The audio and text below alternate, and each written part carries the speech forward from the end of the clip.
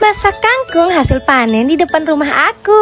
Kali Mari. ini aku gak panen sendiri ya guys ya. Kali ini aku panen bersama anakku, Rasya. Halo guys, Rasya mau panen kangkung. Untuk soal petik memetik aku serahkan aja nih ke Rasya. Senang banget rasanya kalau kita panen hasil tanaman kita sendiri. Selain bisa menghemat pengeluaran, sayur yang kita tanam sendiri itu tergolong sangat sehat ya guys ya, karena kita tidak menggunakan pupuk-pupuk yang berbahaya. Ada sebelah sini guys. Wah, hasil panen kita hari ini banyak sekali. Wah, yang suka berkebun seperti aku.